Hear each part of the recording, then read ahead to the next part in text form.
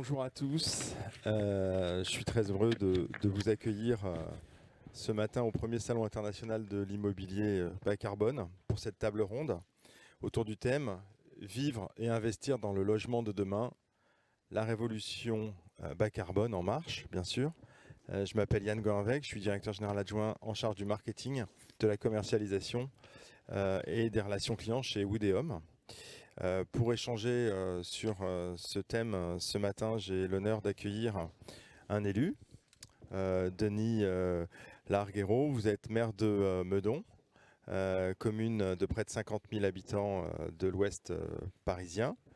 Vous êtes aussi vice-président du département des Hauts-de-Seine, en charge de l'attractivité du territoire, et on va en parler justement, et du développement numérique.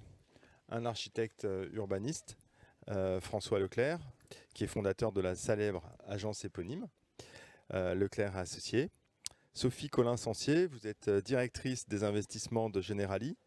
Vous êtes donc Generali, assureur et également important investisseur dans le secteur immobilier, résidentiel et tertiaire. Et enfin, Julien Pemzec, notre promoteur immobilier, donc président du directoire de Woodéum, qui, comme chacun le sait, est pionnier et leader de la promotion immobilière bas carbone. Donc je vous remercie d'avoir accepté notre invitation à partager ce matin des retours d'expérience très concrets de cette révolution qui est déjà en marche depuis plusieurs années, la révolution bas carbone. En effet, depuis un peu moins de 10 ans, de nombreux immeubles bas carbone sont déjà sortis de terre. On a des quartiers entiers bas carbone qui sont soit en construction, soit même déjà habités. Les architectes, les élus, les investisseurs et les particuliers sont saisis du sujet. Et des promoteurs comme Woodéum ont développé un savoir-faire qui se déploie maintenant à grande échelle, puisque nous avons par exemple 4500 logements pour notre part qui sont soit livrés, soit engagés. Il y a 2 ans, nous avions mené avec l'IFOP un sondage un sondage représentatif auprès de 1000 Français pour leur poser un certain nombre de questions sur leurs attentes en termes de logement et d'environnement. Et on avait été très positivement surpris parce qu'on avait appris ainsi que 81% des Français qu'on avait interrogés, pour eux, la construction bas carbone était une mesure urgente et importante contre le réchauffement climatique. Donc déjà, il y a 2 ans, on a une prise de conscience très importante. Et cette étude, elle nous avait surprise parce que au-delà de la sobriété énergétique, qui n'était pas forcément en fait dans notre esprit, le bas carbone n'était pas forcément dans notre esprit parmi les critères habituellement retenus, il apparaissait comme l'un des principaux critères retenus au même niveau que l'emplacement, l'organisation de l'espace ou la décoration intérieure. Le récent rapport du GIEC a été, et l'été historiquement chaud qu'on vient de vivre, nous ont à nouveau sensibilisés et ont sensibilisé les citoyens à l'urgence de la réduction de l'empreinte carbone. On doit tous agir et l'effervescence qu'on mesure aujourd'hui dans ce salon de l'immobilier bas carbone, voilà, on voit que ça attire quand même toujours du monde. Et nous montre que le secteur de l'immobilier se tient prêt à relever des défis. Donc on va pouvoir, autour de cette table ronde, croiser un certain nombre de points de vue de ceux qui feront la ville de demain, une ville qui sera sous le signe du bas carbone. Alors j'espère que, malgré le passage, vous entendez toujours. Oui, c'est bon, alors je continue. Donc Denis Larguero, je vais vous poser la première question. Vous êtes maire de Meudon et vice-président du département des Hauts-de-Seine, en charge de l'attractivité du territoire et du développement numérique. Donc ma première question sera, est-ce que encourager la construction bas carbone est un élément d'attractivité pour votre territoire? Et en quoi le rôle de l'élu est-il important pour initier cette démarche de construction bas carbone dans la ville? Alors évidemment, en cette matinée très, très dense, et effectivement je me réjouis de voir autant de monde sur ce salon qui est une première édition, je crois, et qui manifeste toute l'attention que les uns et les autres portons à ce sujet. Donc d'abord merci pour votre invitation. Bien sûr, cette attractivité, vous l'avez dit, elle se base sur un élément que nous vivons actuellement et que nous avons particulièrement vécu cet été, qui consiste effectivement dans le réchauffement climatique, mais qui se double pour nous, habitants de la métropole francilienne, par un autre phénomène qui est celui de la migration démographique, c'est-à-dire le départ de nos populations depuis Paris ou depuis la première couronne vers la province, vers les villes moyennes. Événement qui tient aussi au développement du télétravail, qui fait suite à une autre crise, donc, qui est celle du Covid, et donc qui est venue s'ajouter à celle du changement climatique. Et donc, de fait, la question du logement, de la nature et de la qualité du logement qui est proposé à nos populations est un élément non seulement d'attractivité, mais de capacité à garder, à conserver nos populations sur nos territoires. Et donc c'est un enjeu extrêmement important, spécialement dans la métropole francilienne, raison pour laquelle en effet donc c'est devenu pour nous au même titre que la capacité à proposer des infrastructures de transport toujours plus qualitatives, moins énergivores, plus adaptées aux besoins de nos populations, eh bien, la construction bas carbone est devenue un enjeu du niveau de celui, pour moi, des transports, parce que, on le voit bien, et dans l'acte d'acheter maintenant, les gens font le choix de leur empreinte écologique, et ils font le choix d'être eux-mêmes acteurs de ces transitions. Et donc c'est pour nous, bien sûr, un élément d'attractivité. Je le vois très directement à Meudon, où nous avons en cours un écoquartier qui est en partie livré et en partie en construction, et donc qui est en plein dans l'acte d'achat. Et c'est évidemment partie prenante du choix de nos populations. Merci beaucoup. Je vais maintenant poser la question à François Leclerc. Donc vous êtes architecte urbaniste et vous êtes aussi avec Laurent Girmotti, l'auteur d'un livre qui s'appelle Le référentiel du logement de qualité.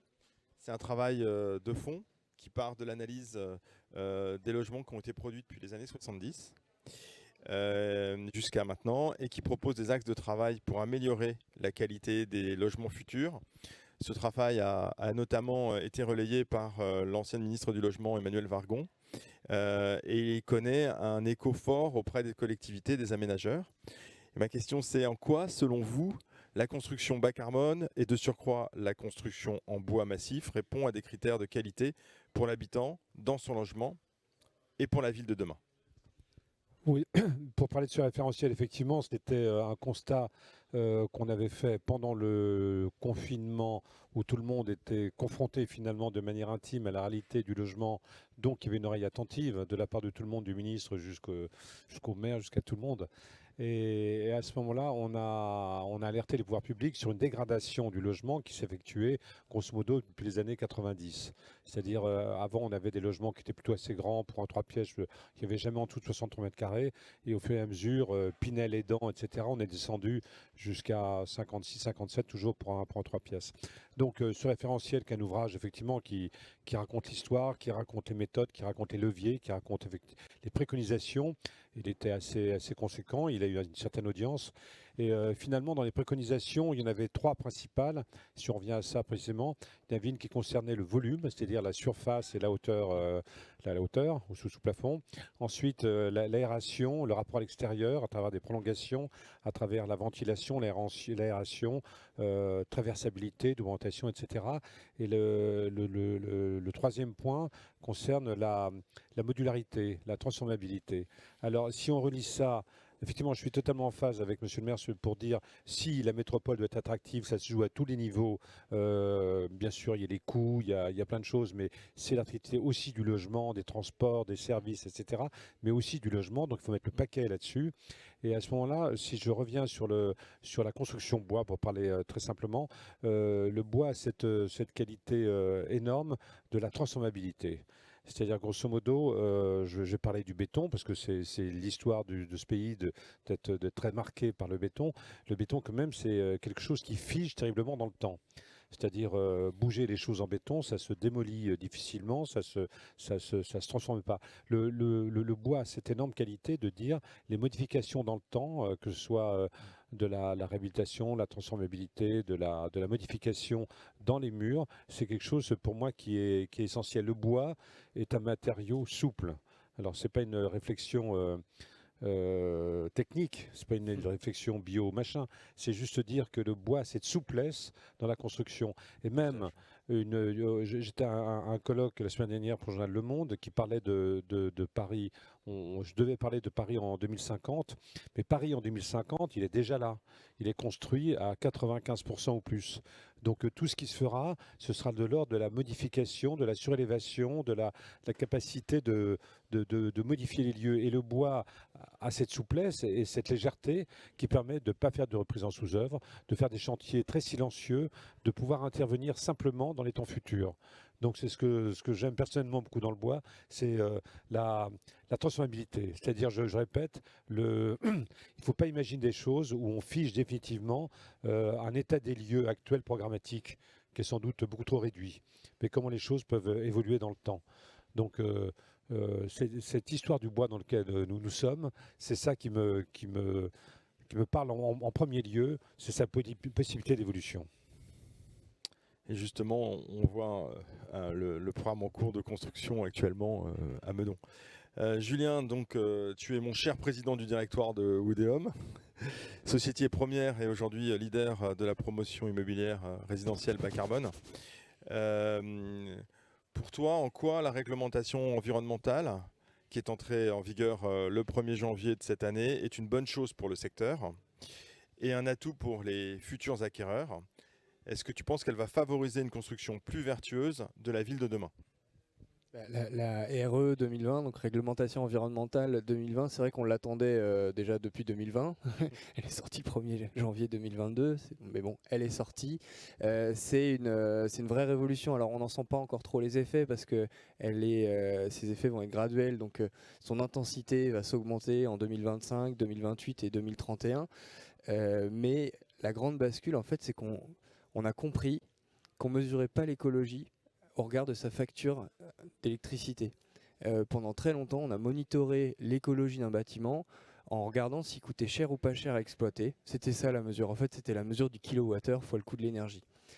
Et ben en fait, nous, on a été éclairés en 2014 par un gros travail de Jean-Marc Jancovici, Carbone 4, qui nous a démontré que c'était complètement stupide de raisonner comme ça, puisque le problème de fond que nous avions à régler, c'était réduire l'empreinte carbone globale de toutes nos activités.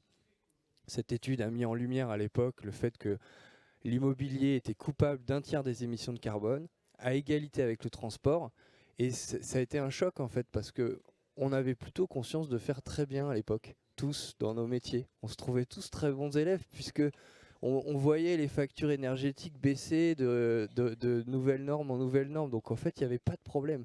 Sauf que on faisait des choix très stupides comme faire venir des panneaux solaires de Chine bourrés de silice dont le bilan carbone ne s'amortit jamais, et d'autres fantaisies comme ça, puisque l'idée en fait de faire produire de l'énergie par un bâtiment est en fait pas une très bonne idée. La bonne idée, c'est d'arrêter qu'il en consomme.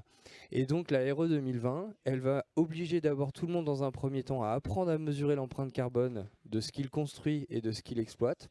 Et c'est déjà pas facile, parce qu'en fait c'est la création de plein de nouveaux métiers chez les promoteurs, chez les investisseurs, chez les architectes.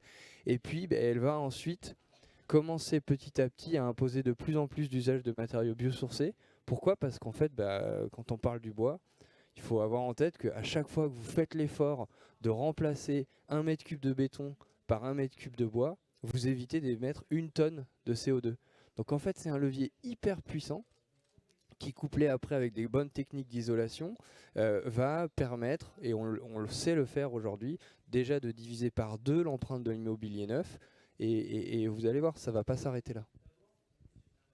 Merci Julien. Sophie Collin-Sancier, vous êtes directrice des investissements de Generali, puissant investisseur institutionnel qui intervient dans l'Europe entière. On va aussi parler de l'international ensuite.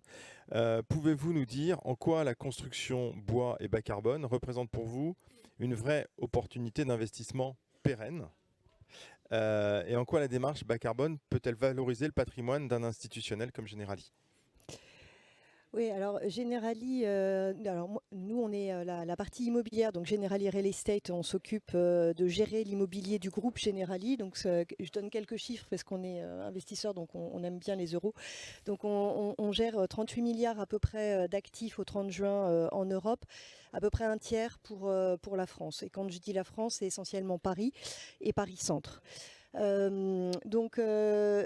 Cette concentration parisienne fait que dans tout ce qui est travail de chantier, de restructuration, le bois évidemment est un outil intéressant au sens où par son absence de gêne, etc., il limite les recours et les difficultés qu'on peut avoir dans une ville aussi dense que Paris, qui est une des villes les plus denses au monde.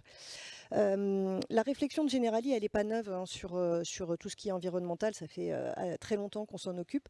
Je pense que ce qui est intéressant de noter au niveau investissement, c'est qu'on est passé d'un petit plus avec la labellisation sur un immeuble à un chapitre entier qui est aujourd'hui consacré dans chaque dossier d'investissement qu'on regarde à l'empreinte carbone et la vertu du bâtiment en termes environnemental et ESG.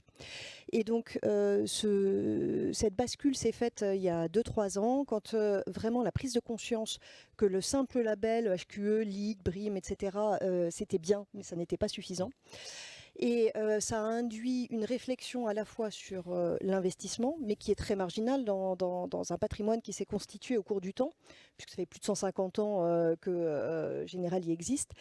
Et donc, toute une réflexion s'est portée également sur la valorisation et la décarbonisation de notre patrimoine.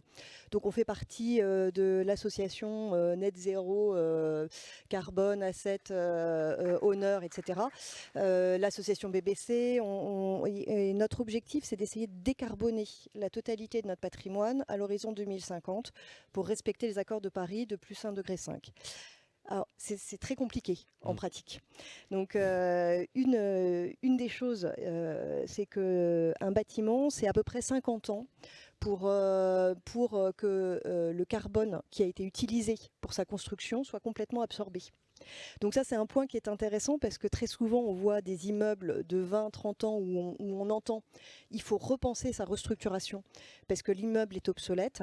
Alors oui, mais attention effectivement à la durée de vie des bâtiments. Et en ça, le fait de concevoir dès l'origine un bâtiment qui soit pérenne dans le temps, modulable comme vous l'indiquiez, et respectueux avec une dose de carbone embarquée qui soit minimale, permet d'avoir un patrimoine qui perdure au cours du temps. Merci beaucoup.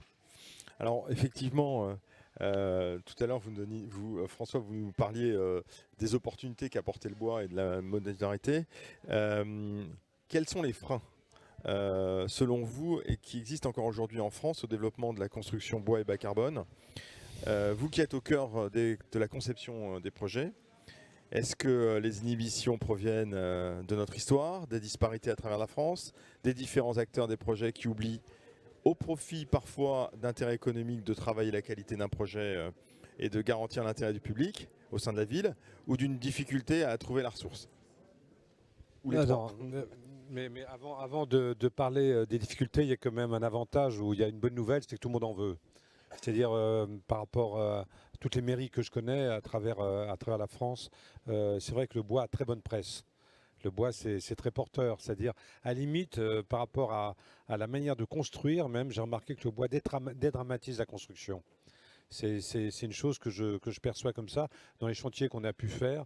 Je répète, c'est des chantiers plus silencieux, plus rapides, avec du bois qui arrive. C'est pas des toupies, des machins, etc. Donc il y a une dédramatisation de l'acte de construire et c'est pas neutre. Donc il y a beaucoup d'avantages. Alors, les avantages sont dans le territoire français très différents. C'est-à-dire dans le nord, ça marche très bien. Dans le sud-est, où je suis beaucoup, c'est vrai que le bois, il y a une culture un peu lointaine. Parce qu'il n'y a pas les lieux de production, il n'y a pas la culture minérale, de l'épaisseur du mur, de cette architecture épaisse qu'on aime tous d'ailleurs. Donc sur le territoire, il y a des disparités. Le sud-ouest, ça marche bien, enfin quand la forêt existe. Donc c'est une disparité, mais quand même, il y a globalement quelque chose de très positif. où il y a une forte demande par rapport à ça.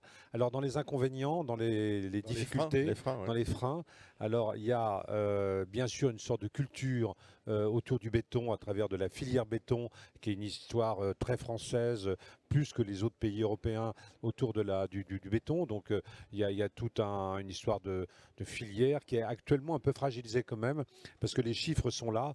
Et puis même, il y avait, je crois, la semaine dernière, ou il y a 15 jours, dans Le Monde, toute une série sur le sable, je ne sais pas si vous l'avez lu, oui. mais qui était quand même assez terrible par rapport à l'avenir du monde dans cette perception du sable qui est très marquée par le béton. Donc le béton, c'est vrai, a pas très bonne presse actuellement, je suis triste pour eux, mais en même temps, il y a une rotation qui se passe, mais ça veut dire aussi inventer toute la filière qui va avec. Et ça, c'est assez complexe. C'est passer d'une filière béton globale à une filière bois globale.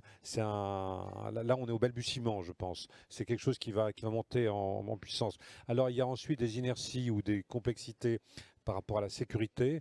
Alors, je ne vais pas rentrer dans le détail par rapport à l'histoire de pompiers, d'encapsulage, etc. Mais ces négociations en cours, c'est l'inertie réglementaire. C'est-à-dire que ça existe partout dans tous les systèmes, dans tous les corps. C'est-à-dire comment la législation est en phase avec les progrès techniques. Voilà, donc il y a une inertie par rapport à ça. On en parle beaucoup actuellement. Donc, il y a aussi une chose qui est très importante, c'est l'attention à la production locale. C'est-à-dire, je me rends compte, c'est chez les maires, dans les conseils généraux, dans les présidents de région, etc. Ils sont très attentifs à ce que la construction, quelle qu'elle soit en phase avec les entreprises, avec la mise en lien économique local. Donc ça aussi, c'est quelque chose qui compte beaucoup et sur lequel moi je travaille depuis longtemps, c'est savoir en quoi le bois qui est produit se fabrique un écosystème qui va depuis la sylviculture jusqu'à la transformation, jusqu'aux entreprises qui savent le monter, etc., qui est vraiment tout un écosystème là-dedans. Donc globalement, les freins existent, mais c'est une modification lente et puis nous sommes là pour modifier tout ça. Merci beaucoup. Alors, du coup, Julien, est-ce que tu peux nous expliquer pourquoi le matériau bois permet justement, ou est le plus adapté et un bon choix pour construire autrement, pour construire bas carbone, et aussi pour offrir un meilleur confort intérieur aux habitants? Et est-ce que c'est un investissement pérenne selon toi? Oui, pour poursuivre ce que disait François, hein, enfin construire en structure bois, c'est divisé par 2 le temps de gros œuvre, qui est quand même la période la plus traumatisante d'habitude pour les riverains et pour la ville. C'est divisé par 8 les rotations de camions, donc là aussi on sait qu'on va avoir des chantiers plus facilement acceptables. Et puis on va se focaliser sur l'habitant, parce que c'est quand même ça l'enjeu, et c'est pour ça moi que je suis très très optimiste sur cette révolution bas carbone, c'est qu'en fait on n'est pas en train de faire des bâtiments synonymes d'austérité. On est en train de faire des bâtiments hyper qualitatifs. On a pu mesurer que les gens avaient divisé par 5 leur facture de chauffage. Et Dieu sait du coup si en ce moment c'est un sujet central, quoi, le coût de l'énergie, parce qu'en fait on arrive à faire des bâtiments très bien isolés. On voit que les gens s'y sentent bien aussi parce que l'acoustique est hyper bien travaillée, et c'est pas pour rien qu'il y a du bois autour de nous, dans les salles de concert, les amphithéâtres, en fait, parce qu'il n'y a pas d'effet de réverbération, ça absorbe et donc ça donne une douceur intéressante. Et puis, autre aspect intéressant, c'est les effets sur la santé. On avait cette intuition il y a 8 ans qu'on était bien, au travers de nos expériences personnelles, on était bien dans un immeuble en bois. Des scientifiques ont démontré, et ça a été réassuré il y a encore 2 ans par des scientifiques français, que vivre à la vue et au contact du bois avait des effets bénéfiques sur la pression artérielle qui baisse, sur la fréquence cardiaque qui baisse également, le sommeil qui s'améliore, la concentration qui s'améliore. Donc tout ça est assez passionnant, et c'est ce qui nous donne aussi autant envie de laisser du bois apparent dans les immeubles qu'on réalise, dans les halls, dans les logements. Voilà. Merci Julien. Sophie, tout à l'heure vous m'avez dit que c'était vous qui parliez euro autour de cette table.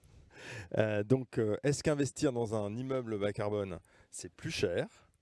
Quels avantages y trouvez-vous? Vous qui investissez dans l'Europe entière, c'est la deuxième partie de ma question. La France est-elle à l'avant-garde de cette préoccupation? Le critère bas carbone devient-il pour vous un must-have de tous vos investissements?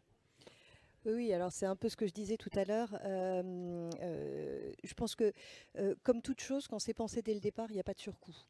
C'est-à-dire que le surcoût, il arrive quand on essaye de rattraper ensuite et de mettre en place des solutions pour essayer de rattraper un système. Si on le réfléchit dès le départ, et c'était un petit peu la même chose quand on est passé au label HQE, je me souviens, il y a quelques années à peine, on se disait tous, oui, le surcoût, il est de 5 à 10%, et en réalité, aujourd'hui, on ne peut pas parler de surcoût HQE, parce que là, il y a eu une industrialisation de l'ensemble des process, et la filière s'est organisée pour ne produire que des bâtiments qui étaient quelque part labellisables. Là, on est un petit peu dans la même dynamique. Donc ça, c'est la première chose. Et en fait, pour un investisseur comme nous, il y a pas mal d'avantages. Il y en a un qui est indirect et auquel on ne pense pas forcément. On taxe souvent la finance de mauvais élèves. Pour autant, chaque entreprise, chaque société émet des obligations sur le marché pour se financer, et les obligations vertes ont un coût qui est inférieur. Ce qui fait que Generali, aujourd'hui, émet, comme les autres sociétés, des obligations vertes, et ces obligations vertes sont réassurées par des contreparties qui, entre autres, sont immobilières et dans lesquelles le bas carbone est aujourd'hui un élément central. Donc, un financement, je dirais, pour le groupe moins cher. C'est quelque chose quand même auquel on ne pense pas forcément. Il y a un deuxième avantage qui est plus dans la relation locataire-propriétaire, c'est-à-dire que pour garder un portefeuille vertueux et pour améliorer notre empreinte, on a besoin d'avoir ce dialogue avec le locataire, et on passe d'un rôle de prestation, je mets à disposition un espace à vivre, à habiter, à travailler, à nous travaillons ensemble à organiser l'occupation de cet espace. Donc une relation qui évolue. Et puis, évidemment, pour nous, il y a une valeur marchande après, c'est-à-dire qu'il y a une plus grande liquidité du bien, à la fois à la location et à l'investissement. Voilà. Merci beaucoup. Et au niveau international, je fais juste une petite parenthèse, parce que je suis un peu lente. Au niveau international, c'est vrai que la France est relativement en pointe de cette réflexion. À la fois parce qu'on est les champions de la réglementation d'une manière générale, donc on a mis en place tout un paquet de réglementations que les autres n'ont pas forcément. Et également parce que je pense qu'il y a une conscience peut-être plus aiguë aussi, et peut-être aussi du fait d'une forte concentration dans une ville capitale qui subit de plein fouet ce réchauffement, cette concentration, cette pollution.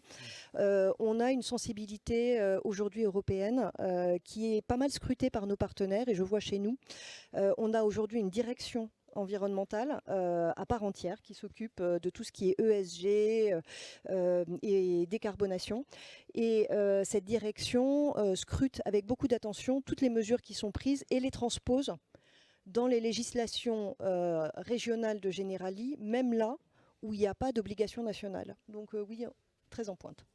Merci. Denis Larguero, j'ai à nouveau une question pour vous.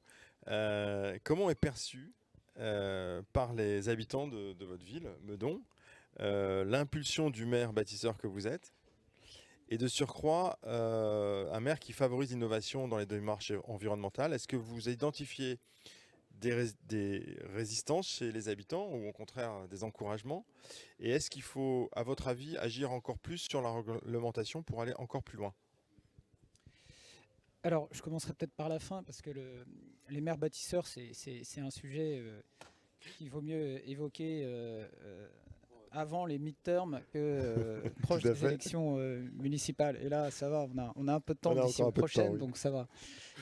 Sur la réglementation, oui, en effet, on le voit, ne serait-ce que sur les hauteurs des bâtiments. Par exemple, pour être très concret, dans nos PLU, qui sont actuellement en démarche de PLUisation, en tous les cas pour la zone métropolitaine, on voit bien que les limites de hauteur qui s'appliquent aujourd'hui à des bâtiments peuvent empêcher, ou en tous les cas contraindre ou restreindre des projets de construction bois massif ou structure bois, ossature bois, puisque vous êtes sur des je ne parlerai pas bien sûr à la place de l'architecte qui est ici, mais sur des épaisseurs, notamment planchers, qui font que dans le cadre des hauteurs qui sont imposées aujourd'hui et qui ont été plutôt programmées effectivement sur la base des constructions béton, vous allez vous retrouver à devoir faire un étage de moins par exemple et mettre en péril d'une certaine manière une forme d'équilibre économique ou en tous les cas de réponse à une attente de la collectivité en termes de construction, puisque la collectivité a aussi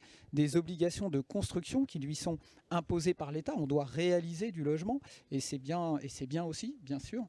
Et donc, nous sommes en train de travailler dans le cadre du PLUI, justement, à adapter nos réglementations locales à ces nouveaux principes constructifs de manière à les rendre aussi compétitifs, bien sûr, que d'autres modes constructifs, puisque c'est pour nous un intérêt, bien sûr, de pousser la construction bois. On l'a dit pour les raisons que vous avez dites tout à l'heure, mais aussi dans le cadre des chantiers eux-mêmes, de la conduite des chantiers, puisqu'ils sont beaucoup moins nuisants, ils génèrent moins aussi d'allées-venues de camions, en tous les cas dans certaines phases de ces réalisations. Et c'est vrai que dans leur acceptabilité, du coup, ces chantiers sont aussi intéressants pour nous. Donc il y a la question des PLUI, on a évoqué la question de la sécurité, on a aussi bien sûr un travail à effectuer sur toutes les questions de réemploi qui sont aujourd'hui des sujets qui sont peut-être insuffisamment poussés par la réglementation, même si effectivement on est les spécialistes mondiaux de la réglementation en France. Mais nous, par exemple, dans les cahiers des charges maintenant, on impose un pourcentage de réemploi sur nos opérations. C'est une filière qui est à construire aussi. La filière bois se met en place, mais on voit bien qu'elle n'est pas encore totalement opérationnelle en France. Très clairement, il manque un étage à cette filière bois. Et donc pour le réemploi, c'est un peu la même chose. Donc ce qu'on aimerait, nous, c'est d'être aussi accompagnés par les structures étatiques ou gouvernementales de manière à adapter cette réglementation et surtout à encourager une filière qui aujourd'hui évidemment n'est pas encore là par rapport aux besoins qui eux sont là et aux attentes qui sont là, puisque nous, cette transformation, on doit vraiment la mettre en œuvre maintenant. J'étais avant-hier soir à la métropole du Grand Paris où intervenait donc Bertrand Piccard, de Solar Impulse que tout le monde connaît. Il a distribué un livre qu'il vient de publier qui s'appelle Prêt à l'emploi, prêt à voter en réalité, prêt à voter aux 577 députés et aux 300 et quelques sénateurs, qui est un recueil de 50 propositions de changement de la réglementation ou de la loi qui vont permettre cette bascule bas carbone plus rapidement que ce qu'elle est en cours actuellement. Et donc on va nous pleinement s'inscrire dans ce schéma-là. Et pour arriver sur votre question effectivement des maires bâtisseurs, le bois est un accélérateur d'acceptabilité. Je pense de la construction. Il est vrai qu'un écoquartier comme celui de Meudon, c'est environ 1500 logements, donc c'est un impact fort sur une commune de notre dimension. Et elle a été rendue possible par plusieurs années de concertation, 31 réunions publiques et techniques. Et à la fin, effectivement, on voit bien malgré tout que la hauteur des immeubles qui est en construction aujourd'hui, malgré tout, elle est plus basse que celle qui préexistait auparavant. Et que on est bien dans un cadre où on est dans une transformation aussi de l'acceptabilité du public par rapport à une certaine hauteur de bâtiment. Ce qui ne veut pas dire un travail sur la densité qui soit restrictif par rapport à celui qui était en place avant, puisque au contraire, on a pu gagner sur une forme de densité par rapport à effectivement le plan masse d'origine et auquel d'ailleurs François avait pu contribuer en son temps.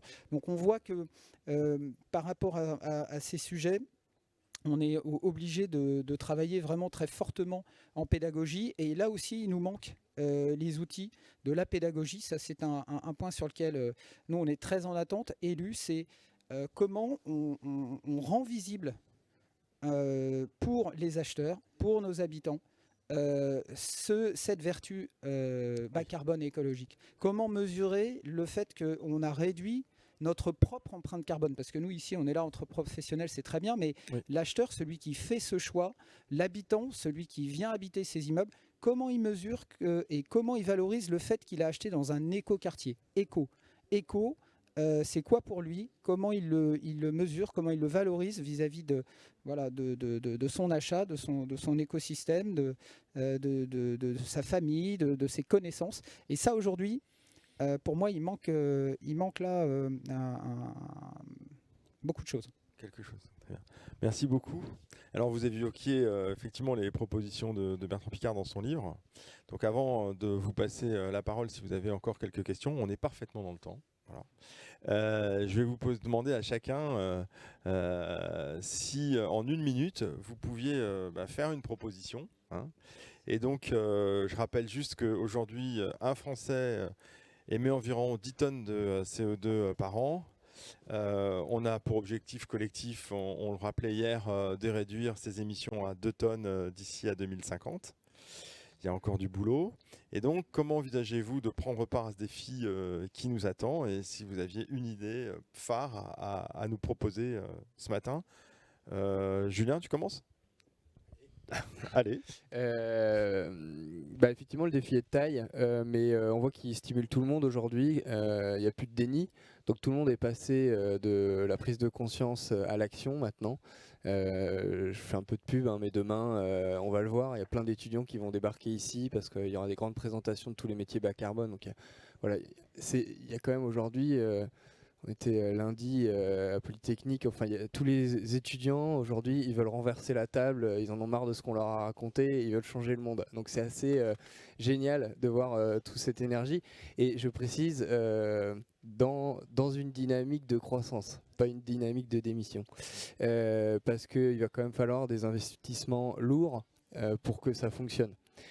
Après, je suis optimiste parce que déjà en 8 ans, je disais, on a réussi à diviser par 2 l'empreinte carbone de nos bâtiments neufs. Donc c'est énorme. Et l'immobilier peut quand même se targuer d'avoir la courbe de croissance aujourd'hui de progression parmi les plus fortes de tous les secteurs industriels.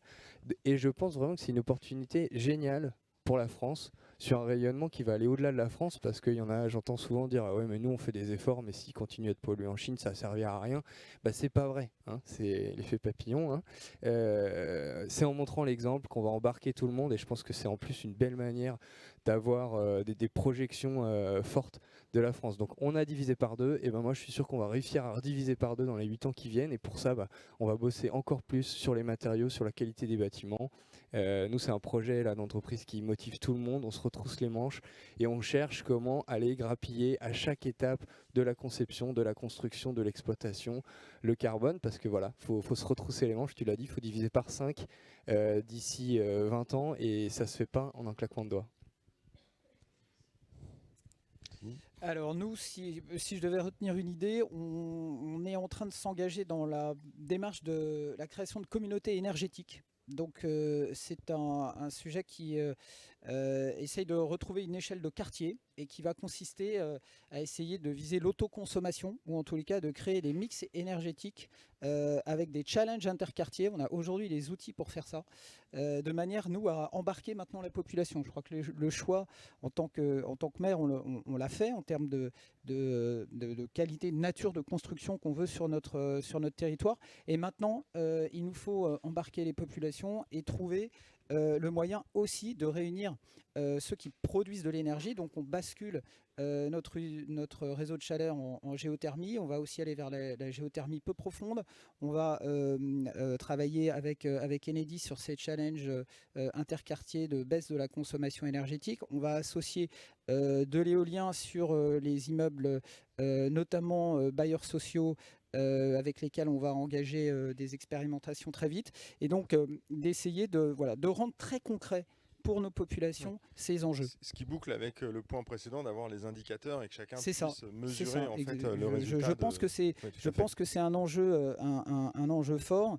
Alors on a parlé du nudge à une époque et qui effectivement est un effet d'entraînement, mais le nudge, ça peut pas juste, c'est pas une réponse suffisante, c'est une incitation. Mais maintenant, il faut qu'on soit vraiment dans la mesure, dans le concret, et dans la visibilité de ces efforts. Oui, alors je reprends complètement et j'adhère complètement à tout ce qui vient d'être dit. Moi, je dirais deux choses. La première, je pense qu'effectivement, il y a une notion d'implication individuelle. On voit que les sociétés, les compagnies sont aujourd'hui très impliquées, à la fois au niveau de leur communication et au niveau de leurs actions concrètes. Il faut que maintenant que chacun d'entre nous aussi réussisse à se saisir de ces sujets. Et je suis d'accord, en l'absence d'indicateurs et de capacité à mesurer notre action, c'est très difficile. Donc ça, c'est le premier point. Et le deuxième point que... Merci. merci.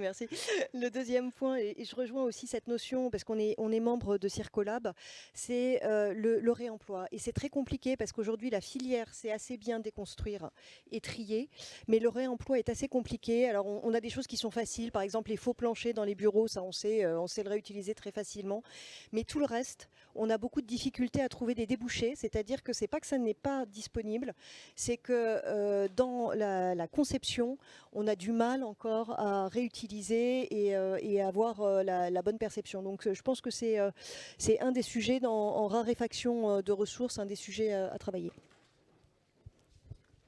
Merci. Alors pour la même question, c'est-à-dire en 2050, ça, je n'en sais rien. Oui, une idée.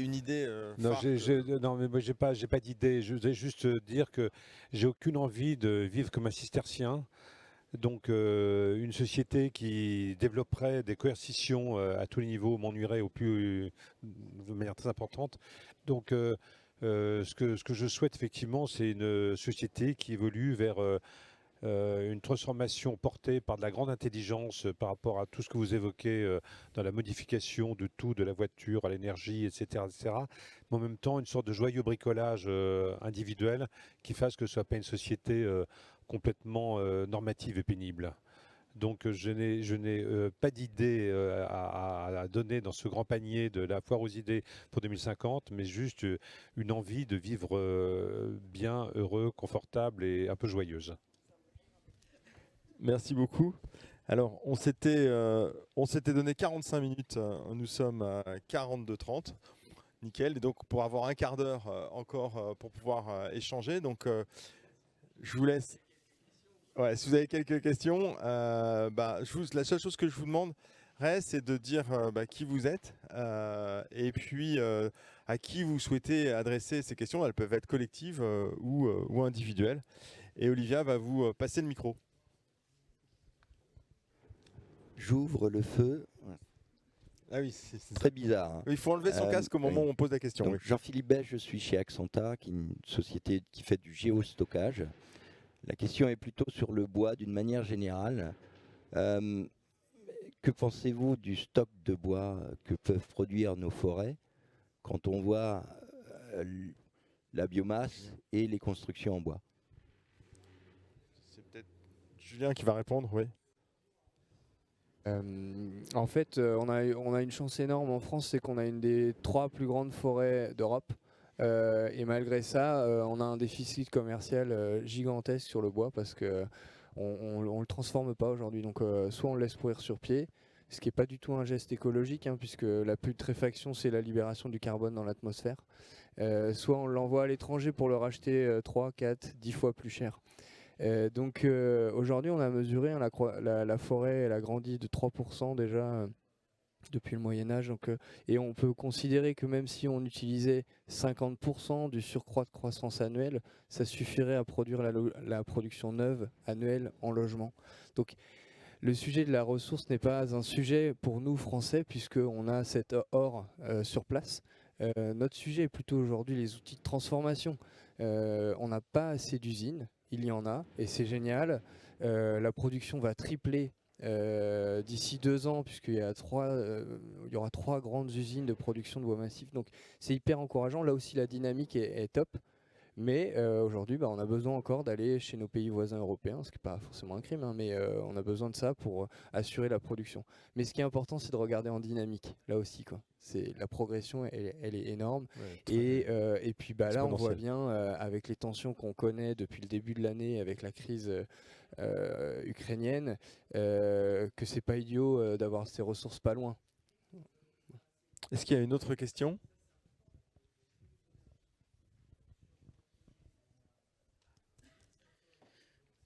Bonjour.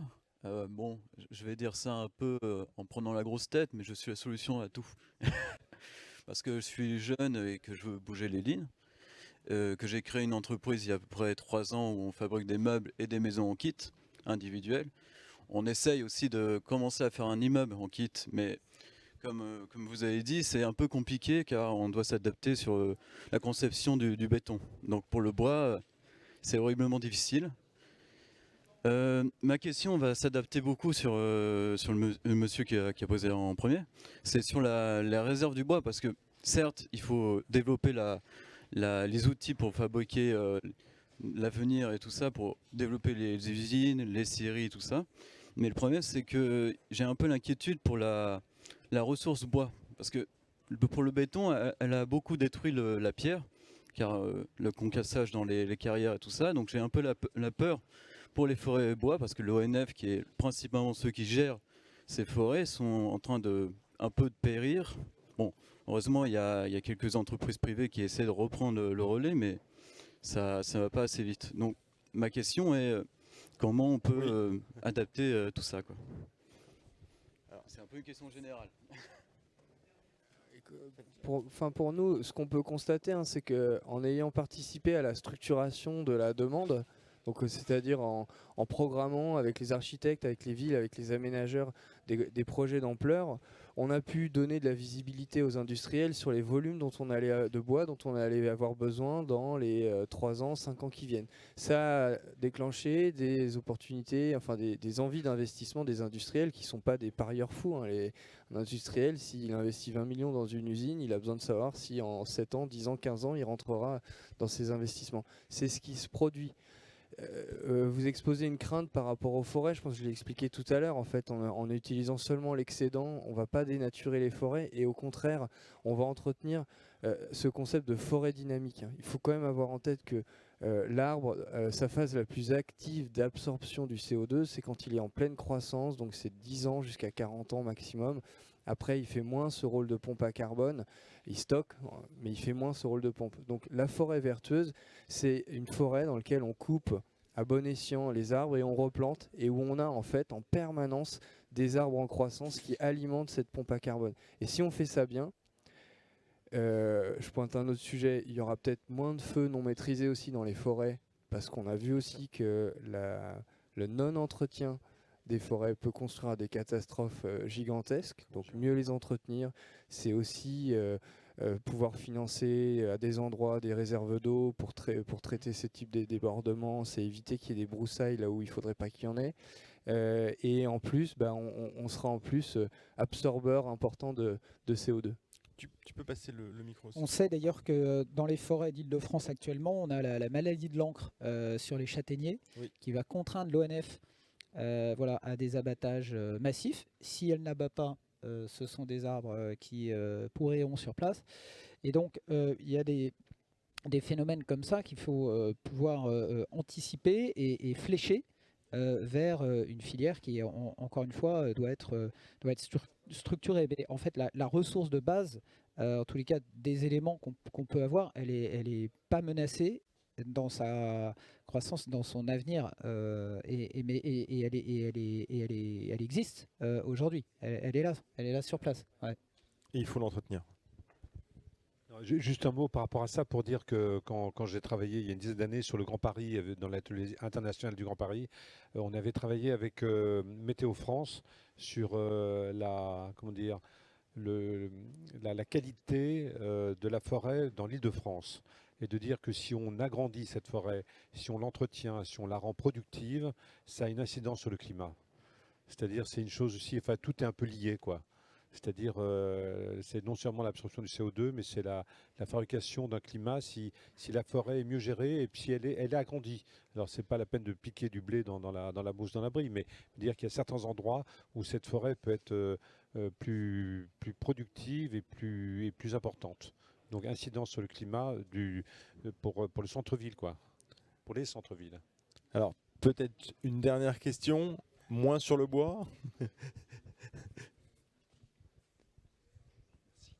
Bonjour, donc Société Accenta aussi. Petite question plus orientée sur la partie environnementale et qualitative des bâtiments. Comment aujourd'hui vous pouvez assurer à vos locataires, aux propriétaires, d'avoir une démarche vertueuse dans les bâtiments qu'ils occupent en mettant en place des solutions peut-être d'intelligence artificielle ou de détection de consommation liée à l'usage de leurs bâtiments?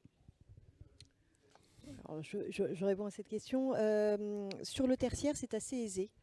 Il y a une vraie demande de la part des locataires de pouvoir suivre leur consommation, de pouvoir eux-mêmes être vertueux.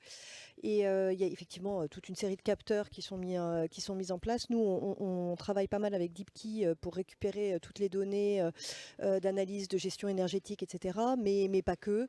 Et je dirais que le processus de partenariat est pas mal enclenché. C'est beaucoup plus compliqué sur le résidentiel, de par sa granularité d'une part, et puis de par une sensibilité plus forte à la data. C'est-à-dire qu'un particulier n'a pas envie qu'on vienne chez lui, qu'on sache à quel moment il va allumer sa lumière, sa télé, prendre sa douche, combien de temps, trop d'eau, pas assez d'eau, machin, etc. Ce serait perçu comme une intrusion. Donc ce mesurage-là, et on voit bien aussi, j'entendais ce matin Linky, là, le compteur EDF qui est supposé vous donner toute votre consommation, 30% à peine a accepté de transférer ces données à EDF. Au niveau de la relation propriétaire-bailleur, il y a peut-être un lien de confiance qui pourrait être supérieur, mais pour autant, on rentre dans la sphère du privé et au niveau individuel, on n'a pas du tout ce même partenariat.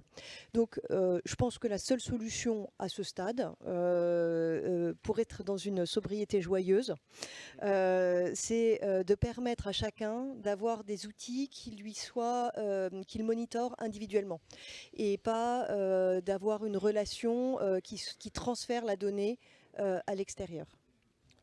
Merci beaucoup. Pardon. Vous avez...